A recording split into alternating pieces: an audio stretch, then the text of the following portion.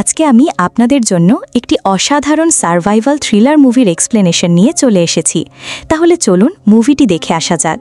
গল্পের শুরুতেই দেখা যায় মিউকি আর কেইটু দম্পতি বনের মাঝ দিয়ে হাঁটছে। ওদের এক ঘোরাঘুরির অভিযানে বেরিয়েছে। তারা ভাবছে একটা কম্পাস নেওয়া উচিত যাতে দিক ঠিক রাখতে সুবিধা হয়, কিন্তু আকিতো বলে তার কম্পাসের দরকার নেই। তখন মিউকি তাকে মনে করিয়ে দেয় তারা শুরুতেই উত্তর দিক ফেলে রেখে এসেছে আর এখন ওদের পশ্চিম দিকে যাওয়া উচিত। কিন্তু আকিতো জোর দিয়ে বলে তারা তো আগেই পশ্চিমে গেছে, এখন সে পূর্ব দিকে যাবে। আকিতোর কাছে মনে হয় তার বাড়ির পরিবেশ যেন তাকে আটকে রেখেছে, তাই সে পশ্চিমে যেতে চায় না। সে একটা জিপিএস ডিভাইস নিয়ে চলে যায় যেটা ঠিক মতো কাজই করছে না। হঠাৎ মিউকি আকিতোর চিৎকার শুনতে পায়, তখন সে তাড়াতাড়ি ওই দিকেই দৌড় দেয়। হঠাৎ করে সে একেবারে বনের মাঝে একটা গভীর গর্তে পড়ে যায় আর তাতেই তার পা ভেঙে যায়। ব্যথায় মিউকি চিৎকার করে ওঠে আর একটু শান্ত হলে পাশের দিকে তাকিয়ে দেখে আকিতো মরে পড়ে আছে বিশাল এক পাথরের ওপর মুখ উপরে তোলা। দুঃখে মিউকি দীর্ঘশ্বাস ফেলে। ঠিক তখনই সে দেখে পানির ধারা একটু অন্যরকম আচরণ করছে, কিছু যেন ওর দিকে এগিয়ে আসছে। হঠাৎ একটা বিশাল দানবের মতো প্রাণী বেরিয়ে আসে আর সরাসরি ওর ওপর ঝাঁপিয়ে পড়ে, তাকে মেরে ফেলে। এক সপ্তাহ পর আমাদের দেখা হয় জেনিফার আর এরিকের সঙ্গে, যারা নিজেদের বাড়িতে একটা অভিযানের জন্য প্রস্তুতি নিচ্ছে। জেনিফার তখন বাথরুমে, মনে হয় এরিকের মোবাইল ঘাঁটছে। এরপর সে নিচে যায় তাদের বন্ধু ভিক্টর আর ইয়োল্যান্ডকে স্বাগত জানাতে। ওরা সবাই মিলে একসাথে ঘুরতে বেরোবে। পথে ওরা তাদের পঞ্চম বন্ধু ক্যাশকে তুলে নেয়, যে পুরোই ট্রিপের প্ল্যান করেছিল। বনের মাঝখানে এক গুহা খুঁজে বের করা, যেটা কোনো ম্যাপে নেই। ক্যাশ বলে ওরা 5 জনই হবে এই গুহা এক্সপ্লোর করার প্রথম দল। ক্যাশ সবার সঙ্গে ঠিকঠাক মিশে যায়, শুধু জেনিফার আর ভিক্টর ছাড়া, যাদের দেখে মনে হয় এরকম অ্যাডভেঞ্চার ওদের একেবারেই ভালো লাগে না। ওরা প্রত্যেকেই মূলত এসছে তাদের সঙ্গীর জন্য। যাত্রা শুরুর আগে সবাই একসাথে একটু মজা করে নেয়, আর ক্যাশ মজা করে এরিককে বারবার খোঁচা দেয়, কারণ এরিক সব সময় লিডার হতে চায়। ক্যাশ ঠাট্টা করে বলে এবার গুহায় প্রথমে নামা উচিত তার, এরিকের না। এরপর 3 জন ছেলে বাথরুমে যায়, আর জেনিফার দেখে ইয়োল্যান্ড এক ধরনের বিশেষ পানি খাচ্ছে, যেটা সাধারণত গর্ভবতী মেয়েরা খায়। জেনিফার মজা করে জিজ্ঞেস করে তুই কি প্রেগনেন্ট নাকি? ইয়োল্যান্ড হাসে আর জেনিফার বুঝে যায় হ্যাঁ, সে সত্যিই প্রেগনেন্ট। জেনিফার খুশিতে ডগমগ করে উঠে জিজ্ঞেস করে তুই কি ভিক্টরকে বলবি?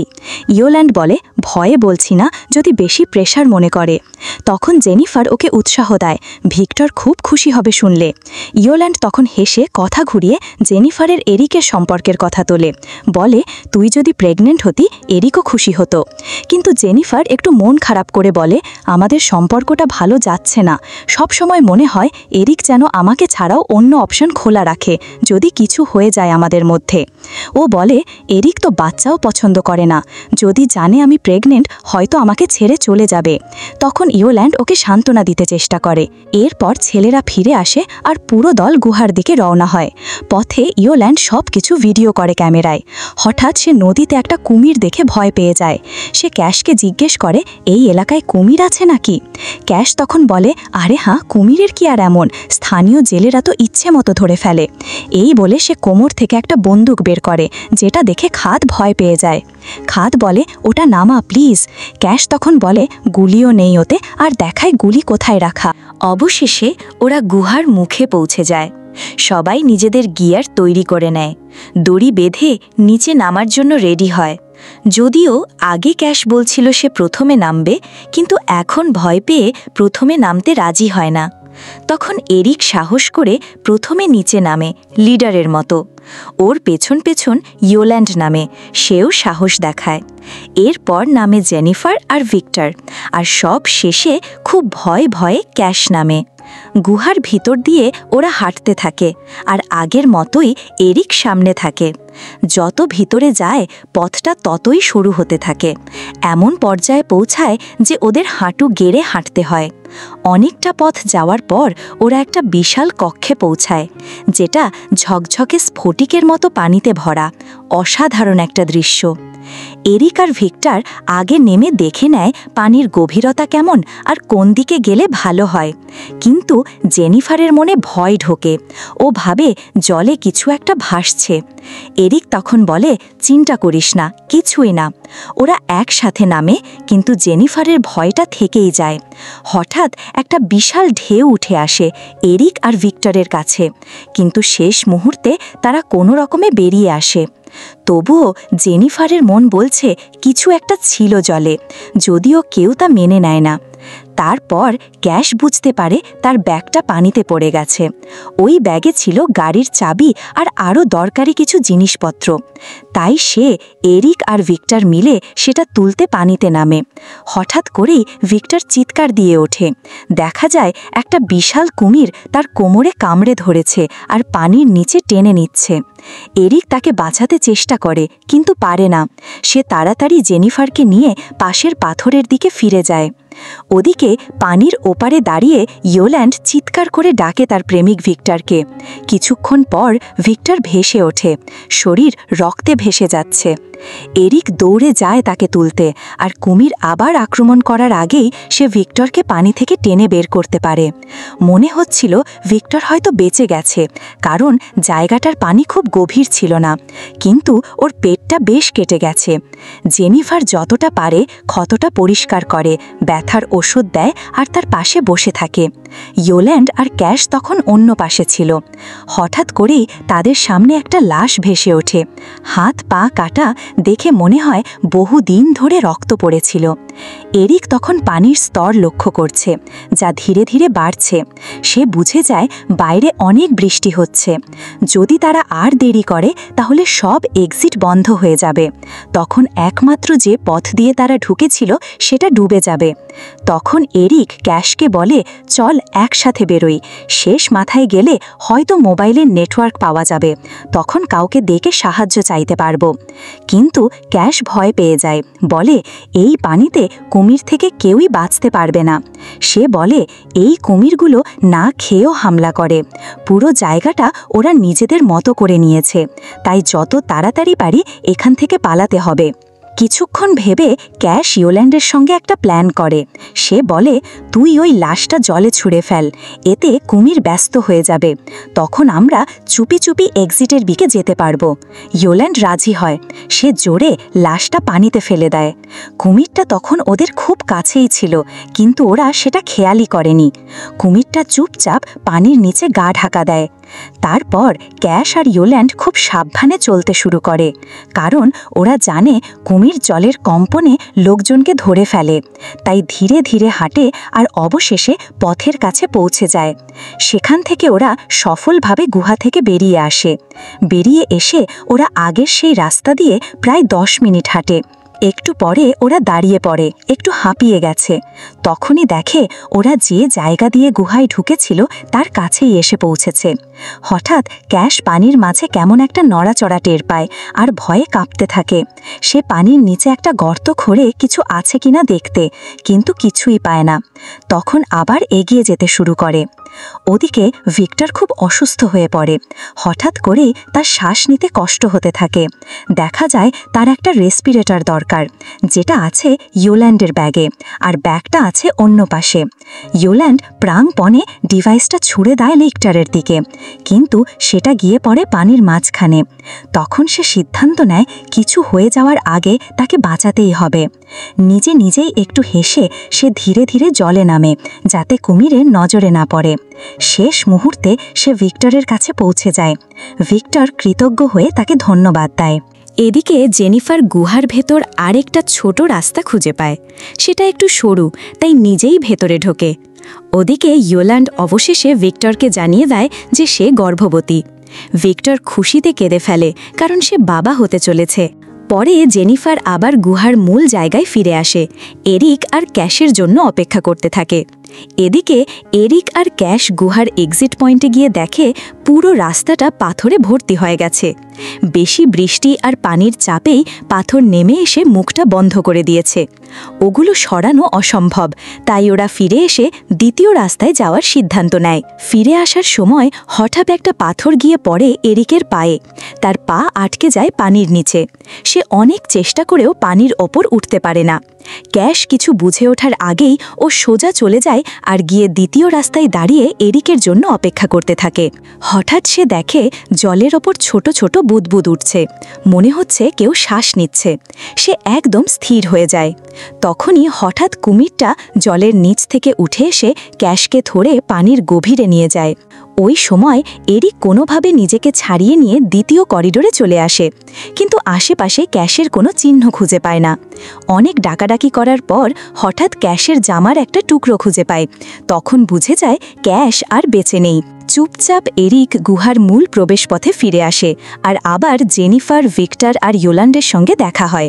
জেনিফার তখন বলে ভিক্টরকে দ্রুত হাসপাতালে নিতে হবে, কিন্তু এরিক মাথা নিচু করে বলে আমি কোনো রাস্তা খুঁজে পাইনি, এখন কি করব বুঝতে পারছি না। তারপর জেনিফার সবাইকে সেই সরু রাস্তা দেখায় যেটা সে আগেই খুঁজে পেয়েছিল।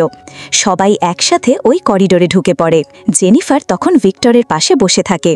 ভিক্টর তাকে বলে ইয়োল্যান্ড আমাকে বলেছে ও প্রেগনেন্ট, শুনে খুব শান্তি লাগছে। কেমো চলার সময় আমার মনে হতো আমি এসব সুখের যোগ্য না, কিন্তু এখন মনে হচ্ছে এটা আসলেই একটাই মিরাকল।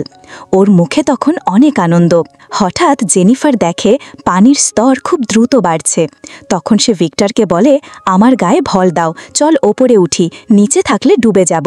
কাজটা ঝুঁকির ছিল, কিন্তু জেনিফার কোনো মতে ভিক্টরকে নিয়ে দ্বিতীয় পাথরের কাছে পৌঁছে যায় আর ওরা সেখান থেকে বেরিয়ে আসে। একটু রেস্ট নিয়ে জেনিফার হঠাৎ ইয়োল্যান্ডের ক্যামেরাটা পেয়ে যায় আর ছবি দেখতে থাকে। হঠাৎই চোখে পড়ে ইয়োল্যান্ড আর এরিকের কিছু ঘনিষ্ঠ ছবি। দেখে একদম বোঝা যায় ওদের মধ্যে সম্পর্ক ছিল। এসব দেখে জেনিফারের চোখ দিয়ে টপ টপ করে জল পড়ে। সে বুঝে যায় তার প্রেমিক আর বেস্ট ফ্রেন্ড তাকে ঠকিয়েছে। ভিক্টর ওর মন খারাপ দেখে জানতে চায় কি হয়েছে, কিন্তু জেনিফার কিছুই বলে না। ঠিক তখন ওরা ক্যাশের ব্যাগটা খুঁজে পায়, যার ভেতরে গাড়ির চাবি ছিল। জেনিফার বলে আমি নিচে নেমে ব্যাগটা নিয়ে আসি। সে ধীরে ধীরে জলে নামে ব্যাগের কাছে পৌঁছায়, কিন্তু ফেরার সময় হঠাৎ কুমিরটা তার ঠিক পেছনে এসে হাজির হয়। শেষ মুহূর্তে সে এক পাথরের ওপর উঠে আসে, কিন্তু পিছলে গিয়ে মাথায় আঘাত পায় আর জ্ঞান হারিয়ে ফেলে। এইদিকে এরিক আর ইয়োল্যান্ড করিডোরে একসাথে ছিল। হঠাৎ ইয়োল্যান্ড বলে ফেলে আমি প্রেগনেন্ট। এরিক রেগে গিয়ে জিজ্ঞেস করে তুই ভিক্টরকে বলেছিস? ইয়োল্যান্ড মাথা নিচু করে বলে হ্যাঁ, শুধু ওকেই বলেছি। এরিক কিছু না বলে চুপচাপ চলে যায়। গুহার ভেতরে তখন ভিক্টর জেনিফারকে জাগানোর চেষ্টা করে। অবশেষে ওরা দুজন উঠে আবার একসাথে সামনে এগোতে শুরু করে, কিন্তু হঠাৎ পেছন থেকে কুমিরটা এসে ভিক্টরকে আক্রমণ করে বসে। জেনিফার সাহায্য করতে চায়, কিন্তু তার কাছে কিছুই ছিল না। বাধ্য হয়ে সে একা আরেকটা পাথরে উঠে পড়ে আর কাঁদতে থাকে। শেষমেশ এরিক আর ইয়োল্যান্ড ফিরে আসে, খুব সাবধানে পানি পার হয়ে জেনিফারের কাছে পৌঁছায়। ইয়োল্যান্ড ভিক্টরের কথা জিজ্ঞেস করলে জানতে পারে ভিক্টর তাদের চোখের সামনেই মারা গেছে।